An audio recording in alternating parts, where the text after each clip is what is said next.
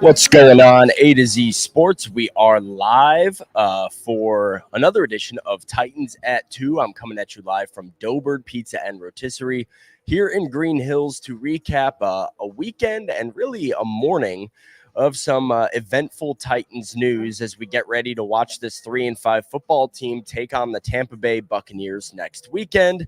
We have some injuries that are beginning to stack up as questions still remain about what the Titans are going to do on the offensive line, what they're going to do at quarterback, and very interested to see what Mike Vrabel has to say in his press conference tomorrow when he speaks with Titans media and gives us an update on this depth chart that he has sort of alluded to up to this point. So got some interesting injury situations to talk about.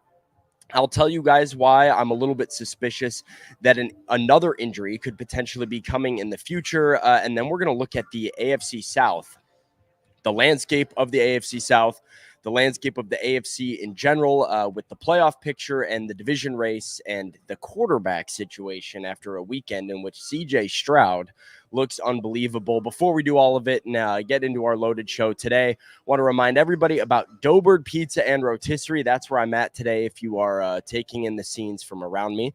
Let's make sure. Let me just double check here. Yeah, just wanted to double check that we've got the mic ready to go and that we've got some good audio because there is music playing around me.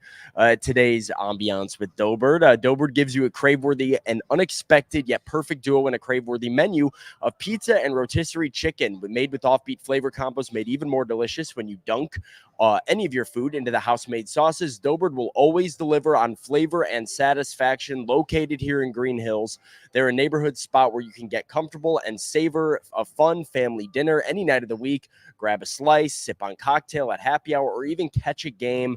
Doughbird has something for everybody. So, come check out Doughbird. Cannot recommend them enough as we dive into this Titans injury situation on the offensive line, potentially somewhere else. But let's start with the offensive line because Paul Kaharski, my colleague, reporting earlier today that Nicholas Petit-Frere, and Tennessee Titans offensive tackle, left tackle, right tackle, does a little bit of both, is out with a shoulder injury. He is going to have surgery on his shoulder that will likely make him out for the rest of the season. And so these injuries to the offensive line were a story Thursday night in Pittsburgh.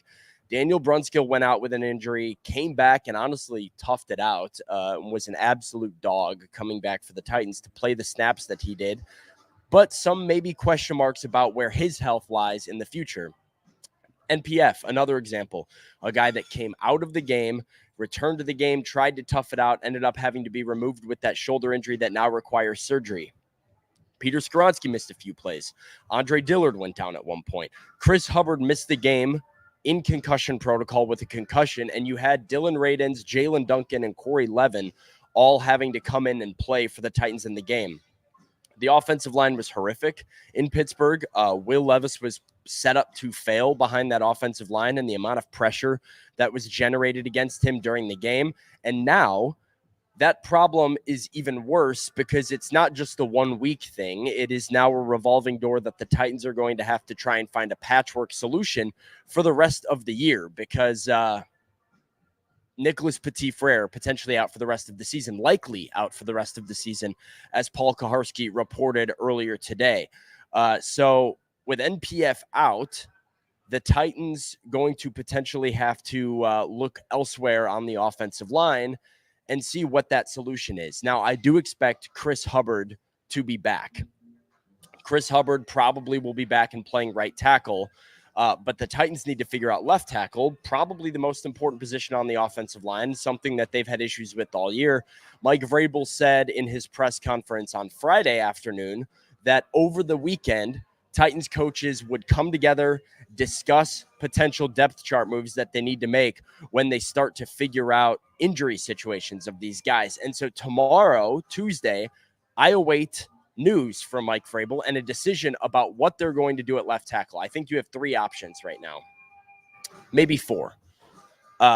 But one of these options I don't think is a real option. So I'm going to tell you guys what those 4 options are at right tackle, but really 3 options if we're being honest. But I want to tell you guys first about Doughbird. You see the logo on your screen there. You see the background behind me. I'm sitting here at Doughbird Pizza and Rotisserie in Green Hills. Just over there, they have a very good bar. You can grab a seat at the bar and stay a while, sipping on inventive craft cocktails made with daily fresh juices and homemade ingredients, alongside local beers and a menu of wines to pair with every delicious bite. Monday through Friday, 3 p.m. to 6 p.m. Deals start at $5 on a happy hour here at Doughbird, so less than 1 hour until happy hour gets fired up, with half-price bottles of wine all day on Tuesdays and a recently announced Bottle and Bird special.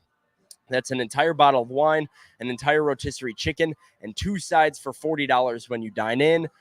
So a ton of deals, a ton of reasons to come to Doughbird. Happy hour just being one of them. So come check them out in Green Hills. Cannot recommend Doughbird enough. So before I tell you guys the 4 options, let's listen to Mike Vrabel real quick, discuss what I just said, that they would have discussions this past weekend and bring depth chart moves to the media on Tuesday. I think we'll have a conversation with the depth chart over the weekend, and we'll have a depth chart or something close to it available, when we talk to you on Tuesday to be able to go through the moving parts of not only Ryan's health, but whatever there are going on the offensive line, which there is, coming out of that game,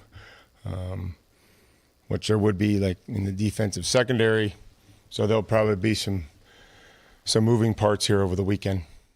So potential changes coming for the Titans on the offensive line. I already see some of the chat coming in with suggestions early. Kenneth wants Levin at left guard if Brunskill can't go. And I'm assuming he would then mean, I would say Levin more likely right guard if Brunskill can't go, because I wouldn't move Peter Skoronski to right guard just for the heck of it when Corey Levin's capable of playing right guard. Oh, and yeah, he follows it up saying, I meant right guard. I like Radens, as what Ken says, as a suggestion for potentially left tackle. I see put Pete at right tackle and Radens at right guard and be done with it. So the Titans have 4 options in my eyes. Number 1, which is one that I don't think is going to happen, I think this is very unlikely, is Peter Skoronski to left tackle. I know you drafted him with the idea of him being a left tackle. I know that's what the fans want to see. It's what I personally want to see. And I think Peter Skoronski could be a very good left tackle long-term for this team. I have a very hard time, even with injuries, unless it becomes your literal last case resort, that they would move a rookie from the inside to the outside mid-season when so far the output you've gotten from him at guard has been positive. So I think Peter Skoronski to left tackle, while an option, an unlikely option. Then there's Jalen Duncan, a rookie 6th-round draft pick who we saw for, a handful of snaps, 1 or 2 handful of snaps on Thursday night. Another thing that I think is a bit unrealistic for the Titans right now, I just think the lack of experience there makes him a viable backup option because, why not give him some experience? But if you're looking to win games and hold the fort down immediately, I don't think Jalen Duncan is your best option. Then there's Andre Dillard, who has been the Titans left tackle, who was their starting left tackle to begin the year, who has been the guy they have so far turned to every time they've needed a substitute to come in, whether that be because Chris Hubbard was down and NPF was moving from left tackle to right tackle, or the starter went down for a little bit and somebody had to step up. Andre Dillard has been their go-to guy. This is probably the most likely, but I think this is the worst idea of the bunch. If you were the Tennessee Titans right now, you absolutely cannot continue to play Andre Dillard at left tackle, or frankly in any capacity. And I'm going to show you why, because I say this and people kind of give me a look of like, oh, Sam, it can't be that bad. You have to be exaggerating a little bit when I say Andre Dillard is worse than Dennis Daly was last year for the Titans. Let me say that again. Hear me say that. Andre Dillard has been worse for the Titans this year than Dennis Daly was last year. Dennis Daly, a man who needed to walk around Nashville with a paper bag over his head because Titans fans despised the sight of him so much that wound up in Arizona on a contract for God knows what reason and has been bad there. Andre Dillard has been worse than him. No joke. No exaggeration, no lie detected. Here's the numbers. This from an article I wrote on A to Z Sports earlier this week. In 2022, Dennis Daly played 942 offensive snaps for the Titans, allowing 12 sacks, 9 QB hits, and 31 hurries for a total of 52 pressures in pass protection. That's 942 snaps, 52 pressures. So far in 2023, Andre Dillard, 434 snaps. That's well less than half. He has allowed 8 sacks, almost as many sacks, the same number of QB hits, 9, and 17 hurries. That's a total of 34 pressures, and pacing with the same number of offensive snaps as Dennis Daly took last year. Dillard would be on pace to allow 17 sacks, 19 QB hits, 36 hurries for a total of 72 pressures. 72 pressures, 17 sacks, 19 hits, 36 hurries, 72 pressures. Those are unbelievably bad, detrimental numbers for the Titans. And so it is literally not an exaggeration to say that Andre Dillard, while he's been better than Dennis Daly was as a run blocker, has been worse than Dennis Daly as a pass protector. And as you look at what's important for the Titans moving forward, I think one of the top things, maybe the most important thing, is protecting a guy like Will Levis and giving him a shot, because Will Levis did not have a shot against the Pittsburgh Steelers. Alex Highsmith of the Steelers generated 11 pressures by himself on Will Levis on Thursday night. 9 of those came in matchups with Andre Dillard. He is single-handedly tanking their offense and their passing offense right now. So I know you paid him. I know he's the most experienced guy on the roster. You cannot turn to Dennis Daly, Freudian slip. I'm calling him Dennis Daly. You cannot turn to Andre Dillard right now at left tackle, even with these injuries, if you're the Tennessee Titans. To me, the most logical option, given what we have known, and Troy wants to know, how the hell is he a top draft pick? Yeah, I don't know. Certainly a lot of physical ability when you stand next to him, when you just look at things like strength and speed, width. But the man does not have the dog mentality that it takes to be a successful offensive lineman. He's a bit soft mentally. He's soft physically with his hands at the point of attack, and it results in some very bad left tackle play. Michael says they should have signed Hubbard and Fant. In hindsight, absolutely. I mean, Chris Hubbard has been a godsend for the Titans. Now imagine if they would have also brought George Fant in here. When he was kind of in rumors of wanting to come to Nashville, you would have a couple veteran starters, and this would be far less of a talking point or an issue. But to me, the most logical solution is Dillon Radunz. And it's interesting because Dillon Radunz has never played a snap at left tackle in his career. He's played at right tackle before, but never left. But this is a guy who I think consistently this season, when given opportunity to play and fill in, whether that be at guard or at tackle or wherever, has made the most of his opportunity, has showed a good amount of grit, a guy that you drafted with a second-round pick, and so you do have some level of investment in that. You would like some ROI and some return on investment with that draft pick. So I think this is the time for Dillon Radunz to take the reins at left tackle. And certainly he cannot be worse than, than Andre Dillard has been. And so we have a comment here of saying it's, Radunz, Skoronski, Brewer, Levin, and Hubbard left to right. And I agree with that. And that's if Daniel Brunskill was, yes, Patrick says he was playing left tackle last year when he tore his ACL and was looking good. Absolutely. He was playing right tackle, though, I believe. I think I looked at the PFF numbers earlier today, and I have them up right here. They do not have him taking any left tackle snaps on PFF. Oh, sorry. I stand corrected. I was very wrong. That was this year I was looking at. So 77 career snaps at left tackle. Good work on the chat, correcting me there. 77 career snaps at left tackle for Dillon Radunz, and most of those coming last season. And so, yeah, I mean, why not? He looked pretty good last year. He's looked pretty good this year when you've thrown him out here. Now's the time, I think, to have him take the reins at left tackle and just hope he can be better and give you a stopgap at the position. The injuries, of course, a situation that still need to play out, as we see the chat that keeps going. Darren says, why can't Peter play left tackle? He can, Darren. I think the reason is the NFL is difficult. Transitioning to the NFL as a rookie, very difficult as well. And the Titans made their bed with Peter Skoronski when they developed him at left guard throughout training camp. And now I believe they have to lie in it. They tried to get the best of both worlds of having Peter Skoronski on their team, signing Andre Dillard to left tackle, and saying, hey, we could have a left tackle and a left guard here. So they worked Skoronski out at left guard. He is now familiar with how to play left guard at the NFL level. He's not familiar with how to play left tackle at the NFL level. And I think they would be hard pressed to make that change in the middle of a season with very limited time to teach it. I also don't necessarily believe in the idea of like hurting one position in the name of potentially fixing a different position. So he can play left tackle. He did it in college, but right now I'm not sure that is a direction I could see the Titans realistically going. Dylan Radins, I could see them do, and then potentially Corey Levin at right guard, a suitable, adequate replacement guard if Daniel Brunskill can't go, but you'd certainly love to have Brunskill out there as well. Need some answers on the injury situation, but I am a little confused and worried about injuries potentially popping up elsewhere. I'm going to tell you guys why in 1 second.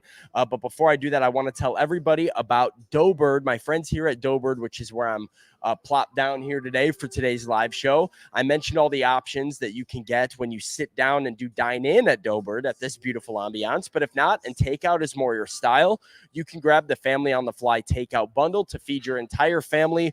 Doughbird is the go-to spot for to-go food in the neighborhood, located in Green Hills. Very convenient parking, very easy to access and get into. They share a parking lot, like parking garage, with the Shake Shack in Green Hills. If you've driven by that Shake Shack, you know where Doughbird is. Very accessible. I park in like the front row every single time that I come over here. So easy to get to, very good for takeout. If you just want to pop in, grab your order and head back home. Grab the family on the fly takeout bundle to feed your entire family at Doughbird Pizza and Rotisserie. Okay, here's why I think another injury might be coming for the Titans, and it's a situation worth watching. Listen to this full clip from Mike Vrabel. I think we'll have a conversation with the depth chart over the weekend, and we'll have a depth chart or something close to it available, when we talk to you on Tuesday to be able to go through the moving parts of not only Ryan's health, but whatever there are going on the offensive line, which there is, coming out of that game, which there would be like in the defensive secondary. So there'll probably be some moving parts here over the weekend.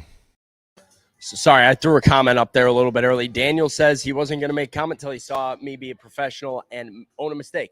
Hey, man, I'm willing to, I'll throw my hands up and let you know anytime that I get something wrong. And that was a bit lazy on my part. I was scrolling through PFF. I was looking at the game logs, not the season logs. So, but this is why we have a chat. This is why I like hanging out with you guys at Titans at 2 here, because it's nice and collaborative. And, potentially you let me know when I get something wrong and I need to go double check something and get my facts straight. Amnesia wants to know if there's any news on the quarterback position. No, that was part of,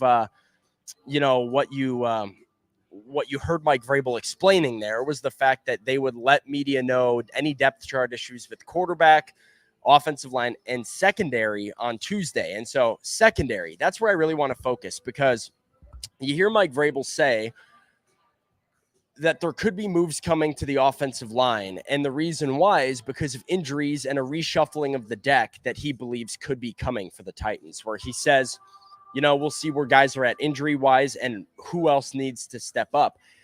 He lumps the secondary as another group that is going to have the same situation. And so I look at the secondary, and that makes me think we might be getting an injury update as far as the DBs are concerned as well. And I look at Sean Murphy-Bunting. Sean Murphy-Bunting was on the injury report all week for the Titans with a thumb injury. He did participate in practice. He was a full participant leading up to the Steelers game. He played in the Steelers game, and right at the beginning of the game, had his thumb wrapped up, had his hand wrapped up, was, removed from the game, did not return. Mike Vrabel was asked in his Friday press conference, was that injury to Sean Murphy-Bunting A, him re-aggravating his thumb, or B, him deciding that he couldn't play through the pain and couldn't play through it anymore. Mike Vrabel said it's probably a bit of both. So not great for Sean Murphy-Bunting. We'll see. Maybe he's just questionable or day-to-day. The Titans certainly need him, and we saw that play out as that Steelers game finished with a guy like Trey Avery getting beat a few times down the field in some big spots. Another position of weakness for the Titans that they cannot afford to have players going down at. Offensive line was one of them. Secondary was the other one. But I am a little nervous about this as we go to the press conference tomorrow. We get updates that potentially Sean Murphy-Bunting could be out this week. And then, you got another reshuffling of the deck in a secondary that just traded away Kevin Byard. Roger McCreary, it should be coming back. Jody Rashid wants to know what was Chris Hubbard's injury. It was a concussion. He's expected back as well. I expect him to see there out in practice, and the mini bye certainly helped him. And Juan says, go get Desmond King. I don't think it's impossible that the Titans are going to make a roster move here to, whether that be on the offensive line or in the secondary. Mike Vrabel said as much, that whether it's guys on the practice squad, guys on different organizations, or guys within their own team, they're going to have to figure out who's available and who can give this team the best chance to win. What does a DB need a thumb for, says Jonathan? To catch the football, for one. I mean, I guess you could just play with one of those block arms that you see DBs play with sometimes, and maybe that's a possibility, right? But then if a ball comes right to him, you can't necessarily catch the interception. So Sean Murphy-Bunting, a big INT defensive back as well. Let's get into the last topic of today, and it's really a look at the AFC and the AFC South. This is the AFC South standings after Sunday's slate of games. The Jaguars were on bye. The Colts did win over the Carolina Panthers with Kenny Moore having two pick sixes rather in the game. And the Houston Texans are 4-4 on the back of CJ Stroud, who, let me look it up just so I make sure I get my numbers right here. CJ Stroud sets a rookie record against the Tampa Bay Buccaneers, throwing for 470 yards and 5 touchdowns. 470 yards and 5 touchdowns. Now, I'll remind you guys go watch our draft coverage. I was a CJ Stroud super fan coming out of the draft. I love his makeup as an NFL quarterback. You are watching that play out in real time with the Houston Texans. Well, I'll remind you guys that the Tennessee Titans, your Tennessee Titans, tried to trade up for CJ Stroud at one point in the draft. We're talking to the Arizona Cardinals about trying to go get that number 3 pick and saying, hey, if he's there at number 3, we might have to go get our quarterback. You guys were all in on that. Titans fans in general, very in on CJ Stroud. That was my dream scenario for the Titans, is come away with who I think is the best quarterback in the draft. And now, unfortunately, CJ Stroud is a Houston Texan. He's thrown 14 touchdowns and 1 interception in his NFL career. And so Chris says we were excited for 260, LOL. Yeah, I mean, Titans fans are excited about Will Levis, rightfully so. I'm a big Will Levis guy. I think that the fit here in Tennessee is a very good one for him. But CJ Stroud looks different. And then here is the AFC outlook for the Titans, because the Titans are 14th in the AFC at 3-5. They're lower than Indy, lower than Vegas, lower than the Chargers, lower than Houston. Things are looking dire when you look at the AFC broken down like this, where they are tied with the Denver Broncos at 3-5.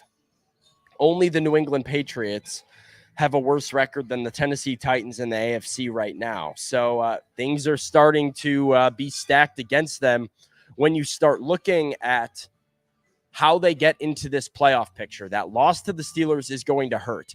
And the reason I bring this up is because I really believe this is the cherry on top of a big point of that I'm really hanging on right now. I'm hammering home the point that tomorrow in his press conference, Mike Vrabel needs to announce Will Levis as the Titans starting quarterback for the rest of the season.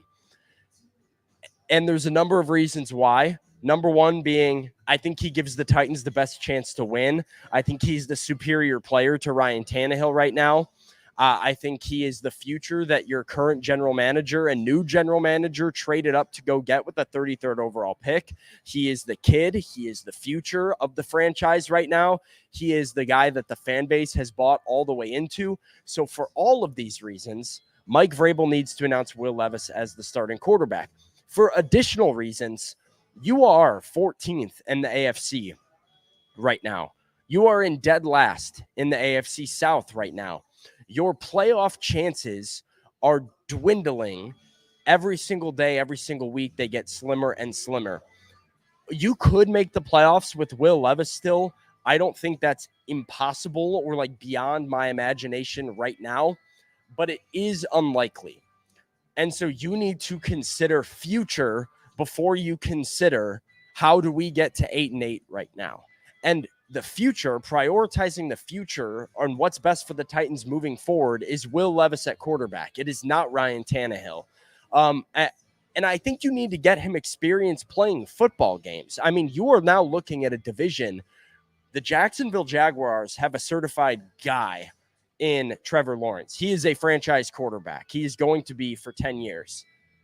CJ Stroud is a stud and could be one of the best quarterbacks, a top 5 quarterback in the NFL for the next 10 years. The Texans have their guy. Anthony Richardson is done for the year, and it was underwhelming how quickly he got hurt. There are worries about his durability moving forward, but I think if you're a Colts fan, you are happy with the flashes that he showed in his time playing. I think the Titans right now, certainly with Ryan Tannehill, have the worst quarterback situation in the division. I don't know if that's the case if Will Levis is there, but you need to get Will Levis ready to go to be a dude that can lead a winning football team in 2024. You have the cap space. You have some pieces that will still be here next year that can help you build a winner around Will Levis. But Will Levis also has to be ready, and I don't want him having 2 or 3 games of NFL experience rolling into next season. I'd love to see what Will Levis can do with a 10-game body of work where he's not looking over his shoulder. He knows he's the guy, and the Titans are able to game plan, and Titans fans are really able to buy all the way in on, all right, it's time. It's Will Levis's team. Let's go. So for all of these reasons, it's time for Mike Vrabel to bite the bullet, to make that announcement, to quit the tough guy stuff, to quit the coach speak, to knock it off with trying to gain some competitive advantage, because that stuff doesn't work unless there's a real question. And to me, there's no question at this point that Will Levis is the best option for the Titans.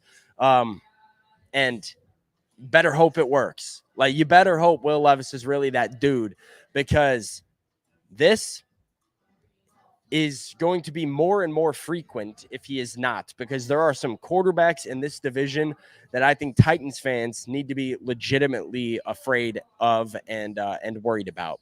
That's all I got for you guys today on Titans at 2. I appreciate you guys hanging. Hey, like the show before you head out of here. We've been doing some great numbers on the Titans at 2 stuff recently. So like the show for me, help me out. That'll help keep those good numbers pumping as we head into the back half of this season, into the second half. Happy college basketball to all of you who celebrate. Happy Major League Baseball free agency to all of you who celebrate. Those are big things for me that I'm excited about here. So we're going to get through this together, and hopefully we see some brighter days ahead for the Titans quarterback situation, for their offensive line situation, certainly, and these injuries are not as severe as I fear they might be. Like the show before you go. Buck Rising on A to Z Sports Primetime later tonight, and a huge press conference with Mike Vrabel coming up from St. Thomas Sports Park in Nashville tomorrow afternoon. We'll have a lot of coverage here on A to Z Sports, both on the website and on this YouTube, Facebook live shows, breaking all of it down for you guys. So appreciate your time as always. Leave a like, tighten up. Till next time, we'll see you.